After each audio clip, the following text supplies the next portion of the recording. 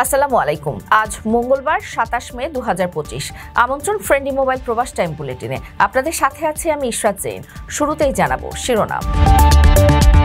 ওমানে ঈদুল আজহার তারিখ ঘোষণা, বড় ছুটি পাচ্ছেন কর্মীরা। ওমান জুড়ে ব্যাপক ধূলিঝড়ের আশঙ্কা, সবাইকে সতর্ক থাকার পরামর্শ। ওমানে চুরির দায়ে আরো ৮ বাংলাদেশি গ্রেফতার, এক সপ্তাহে আটক হলেন ১৪ জন। ১৯ বছর পর পাকিস্তানিদের জন্য ভিসা খুলল কুয়েত, ভাগ্য ঘুরবে অসংখ্য কর্মীর।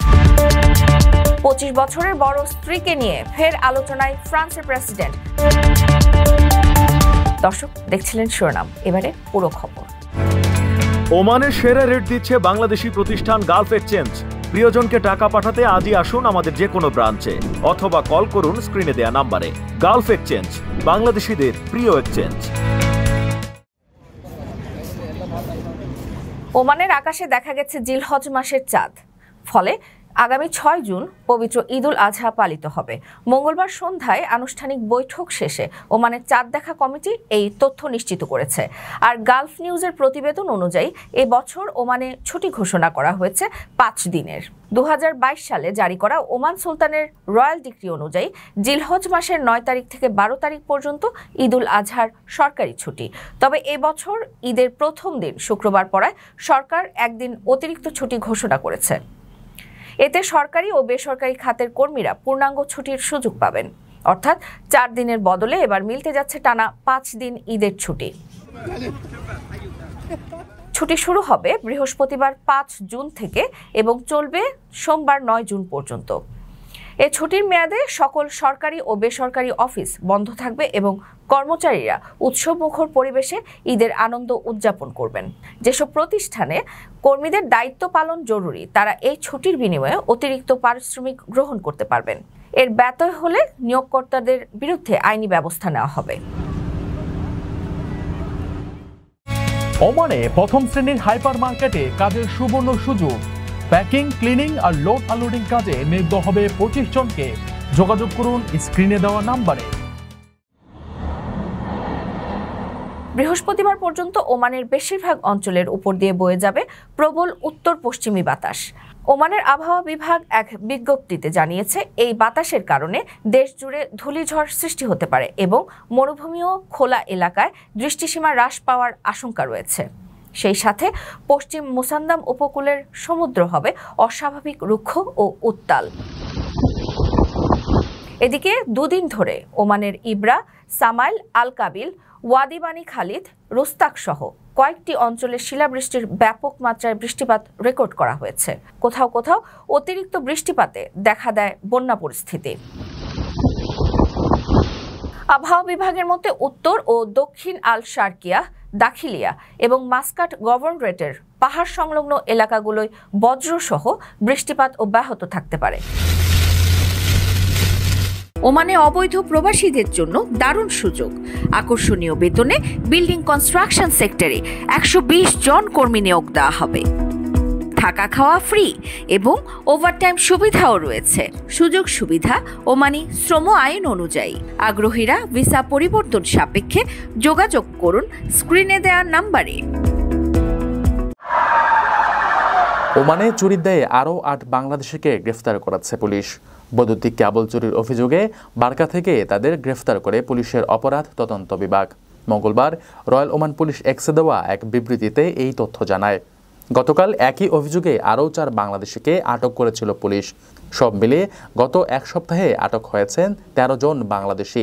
গতকাল গ্রেফতার হওয়া ৪ বাংলাদেশি বহুদিন ধরেই ধোফার অঞ্চলে নির্মাণাধীন বিভিন্ন বিল্ডিং এবং সড়কবাতি থেকে কেবল এবং বৈদ্যুতিক তার চুরি করে আসছিলেন। পুলিশের বিবৃতিতে জানানো হয়, অভিযুক্তদের বিরুদ্ধে এরকম কমপক্ষে ১৬টি ঘটনার প্রমাণ পাওয়া গেছে। গ্রেফতারের সময় তাদের কাছ থেকে বিপুল পরিমাণ তার জব্দ করা হয়। ওমানে কেবল চুরির পেশায় জড়িতদের মধ্যে অধিকাংশই বাংলাদেশি ও পাকিস্তানি নাগরিক। 2023 সালের শেষের দিকে পুলিশের কড়া নজরদারির কারণে চুরির ঘটনা কিছুটা কমলেও ফের মাসকাট সহ বিভিন্ন অঞ্চলে কেবল চুরির খবর পাওয়া যাচ্ছে। ওমানের রাজধানী ছাড়াও তামরিদ, হাইমা, মারমুল এবং শিল্পাঞ্চলগুলোতেও কেবল চুরির ঘটনা উল্লেখ করার মতো। এসব কর্মকাণ্ডে জড়িত প্রবাসীরা সাধারণত একদিনের কেবল চুরির আয় দিয়ে দীর্ঘ সময় কাটিয়ে দিতে পারেন।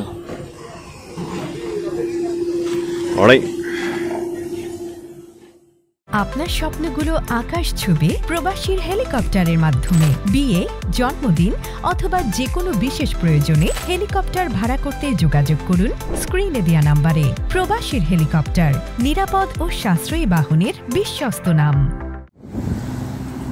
দীর্ঘদিন ধরে চলা বিভিন্ন রকমের নিষেধাজ্ঞা তুলে নিয়ে 19 বছর পর মধ্যপ্রাচ্যের দেশ কুয়েত আনুষ্ঠানিকভাবে পাকিস্তানি নাগরিকদের জন্য ভিসা প্রদান পুনরায় শুরু করেছে। কুয়েত প্রশাসনের দেওয়া নতুন নির্দেশনার বরাতে মঙ্গলবার এক প্রতিবেদনে এ খবর দিয়েছে MRY নিউজ। নতুন নির্দেশনার অধীনে পাকিস্তানি নাগরিকদের জন্য কুয়েত এখন কর্মসংস্থান, পারিবারিক, সফর, পর্যটন, বাণিজ্যিক সহ বিভিন্ন ভিসা দেবে। বিশেষভাবে কুয়েতের স্বাস্থ্য খাতে কাজ করার জন্য প্রায় 1200 পাকিস্তানি নার্স নিয়োগ দেওয়ার পরিকল্পনা রয়েছে এবং প্রথম দল শিগগিরই দেশটি ত্যাগ করবে বলে প্রত্যাশা করা হচ্ছে। পাকিস্তানের প্রবাসী কল্যাণ ও বৈদেশিক কর্মসংস্থান মন্ত্রণালয়ের এক মুখপাত্র কুয়েতের এই সিদ্ধান্তকে স্বাগত জানিয়ে বলেন, নিষেধাজ্ঞা প্রত্যাহারের ফলে কর্মসংস্থান, বাণিজ্য ও পর্যটনে বিপুল সুযোগ সৃষ্টি হবে। তিনি জানান, এখন থেকে পাকিস্তানি নাগরিকদের কুয়েতি ভিসা পেতে দীর্ঘ সময় অপেক্ষা করতে হবে না, বরং আবেদনকারীরা একটি অনলাইন প্ল্যাটফর্মের মাধ্যমে সহজেই ভিসা পেতে পারবেন।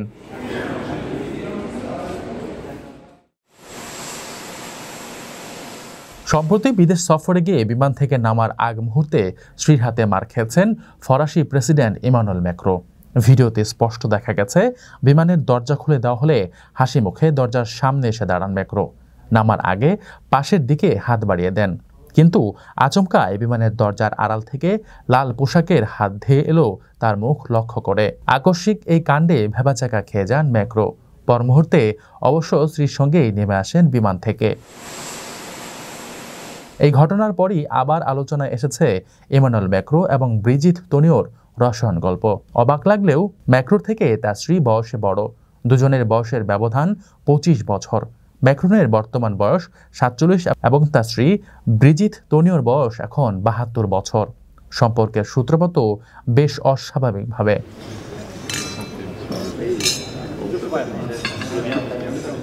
ম্যাক্রনের বয়স তখন মাত্র 16, আর সেই সময়ই তিনি 41 বছর বয়সী নারীর প্রেমে পড়েন। তবে তার পরিবার এটি থামাতে চেয়েছিল, কিন্তু তাতে লাভ হয়নি। ম্যাক্রনের স্ত্রী একসময় তার স্কুলের নাটকের শিক্ষিকা ছিলেন। ম্যাক্রনের স্কুল শিক্ষিকা এবং বর্তমানে তার স্ত্রী ব্রিজিত তোনিওর ছোটবেলা থেকেই তাকে চেনেন।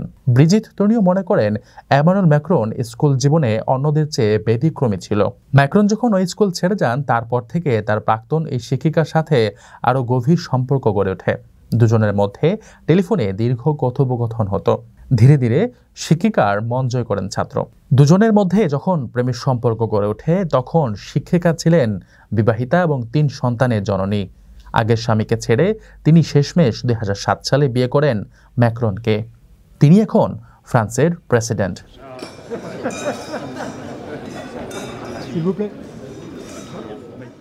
দর্শক দেখছিলেন ফ্রেন্ডলি মোবাইল প্রবাস টাইম বুলেটিন। শেষ করার আগে শিরোনামগুলো জানিয়ে দিচ্ছি আরও একবার। ওমানে ঈদুল আজহার তারিখ ঘোষণা, বড় ছুটি পাচ্ছেন কর্মীরা। ওমান জুড়ে ব্যাপক ধূলিঝড়ের আশঙ্কা, সবাইকে সতর্ক থাকার পরামর্শ। ওমানে চুরির দায়ে আরও 8 বাংলাদেশি গ্রেফতার, এক সপ্তাহে আটক হলেন 14 জন। 19 বছর পর পাকিস্তানিদের জন্য ভিসা খুলল কুয়েত, ভাগ্য ঘুরবে অসংখ্য কর্মীর। 25 বছরের বড় স্ত্রীকে নিয়ে ফের আলোচনায় ফ্রান্সের প্রেসিডেন্ট। এই ছিল ফ্রেন্ডলি মোবাইল প্রবাস টাইম বুলেটিনের আজকের আয়োজনে। প্রবাসের সর্বশেষ সংবাদ পেতে ভিজিট করুন www.probastime.net। সাবস্ক্রাইব করুন আমাদের ইউটিউব চ্যানেল এবং চোখ রাখুন ফেসবুক পেজে। পরবর্তী বুলেটিন দেখার আমন্ত্রণ জানিয়ে আজকের মতো বিদায় নিচ্ছি আমি ইশরাত জৈন। সেই পর্যন্ত সবাই ভালো থাকবেন এবং নিরাপদে থাকবেন। আল্লাহ হাফেজ।